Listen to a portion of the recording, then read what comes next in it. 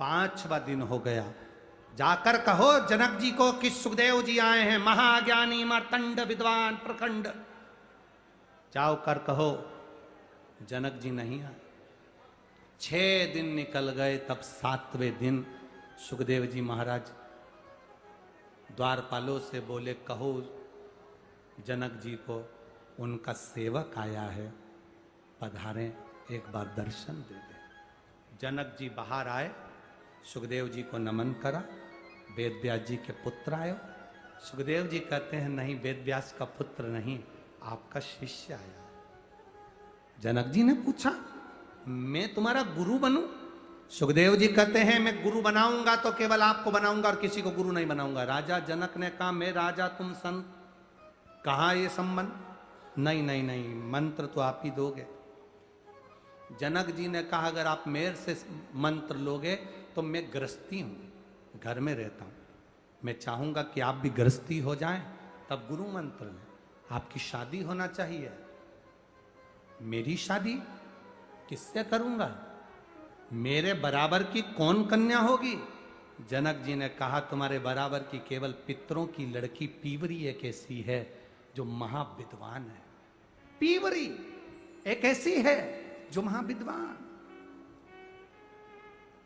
देवी भागवत कहती है, आप लोगों ने अगर पढ़ी होगी तो स्मरण में होगा, देवी भागवत कहती है,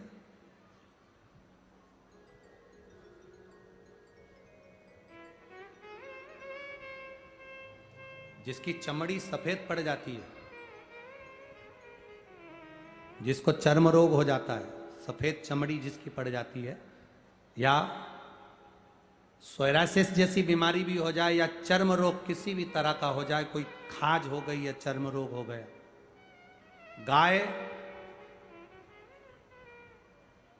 पूर्णिमा के दिन जब अपने बछड़े को दूध पिला रही हो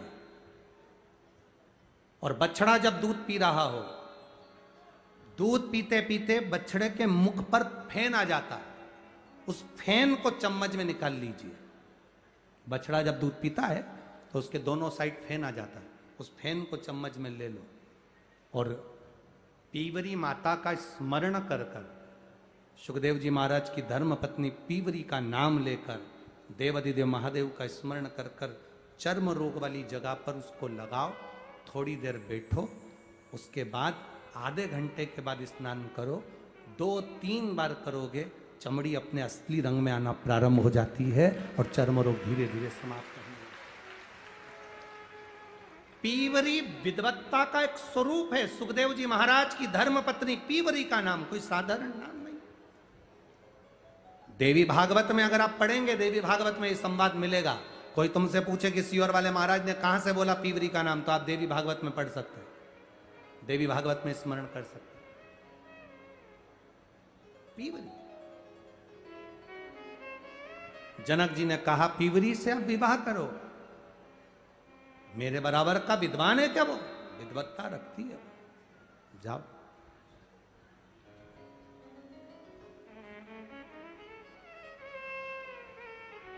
सुखदेव जी ने पीवरी से विवाह करा।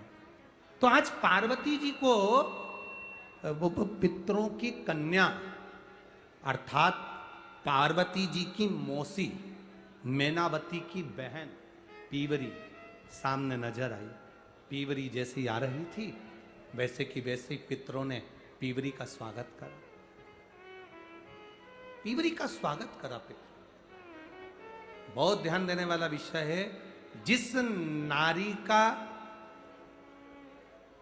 रजोधर्म में अगर तकलीफें आती हैं, रजोधर्म से जुड़ी हुई जो प्रॉब्लम बढ़ जाती है, या गर्भाशय में, बच्चादानी में उसको लग रहा है कि कोई गांठ पड़ गई है, या गर्भाशय में कोई प्रॉब्लम आ गई, या रजोधर्म से जुड़ी हुई कोई परेशानी आ गई, उस समय पर दुर्वा, दुर्वा जानते हो, गणेश जी को चढ़ती है ना दुर्वा, दुर्वा अशोक सुंदरी वाली जगह पर समर्पित कर कर 5 दुर्वा सुबह के समय खाली पेट पीवरी का स्मरण कर कर उसको यदि खाया जाए तो रजो धर्म से जुड़ी हुई जितनी दिक्कतें होती हैं वो सब समाप्त हो जाती है और गर्भाशय में गांठ नहीं बनती।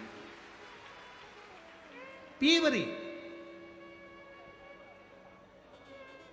इस पीवरी के नाम का वर्णन बड़ा शास्त्र के अंतर्गत आया है महाराज, बड़ा बड़ा सुंदर भाव।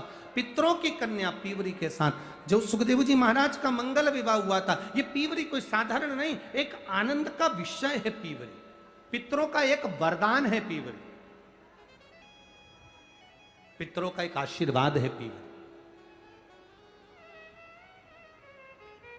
ये उनके लिए भी काम करती है पीवरी जिनका 2-4 महीने का बच्चा हुआ और अवर्षण हो गया, फिर 2-3 महीने का बच्चा हुआ फिर गिर गया, फिर 2-4 महीने का बच्चा ठहरता है फिर गिर जाता है, उसके लिए पीवरी का नाम बड़ा काम आता है महाराज, बहुत काम। बेलपत्र समर्पित कर कर, वो बेलपत्र को पीवरी का स्मरण कर कर, सोमवार की अष्टमी के दिन उस बेलपत्री को खा लिया जाए तो बच्चा फिर 2-4 महीने का गिरता नहीं है, बच्चा पूरा जन्म लेता है और विकलांग नहीं होता, अच्छा बच्चा जन्म लेता है। पीवरी के नाम का इतना गुणगान है। ये 2-3 जो नाम होते हैं पीवरी का, एक तुमरुका जी का, ये नाम ऐसे हैं जो हमारे जीवन को सुख प्रदान करते हैं, आनंद देते। पीवरी सारे पितृलोक के पीवरी को आते देखा तो सम्मान किया, बेटी को आते देखो तो सम्मान होना चाहिए। गाय, बेटी, संत, ब्राह्मण, घर के बड़े बुजुर्ग, इनका सम्मान घर में हमेशा होना चाहिए, हमेशा। शंभो शरणे मांगू घड़ी रे, दुख काटो दया करी ने दर्शन। शंभो शरणे मांगू घड़ी रे, दुख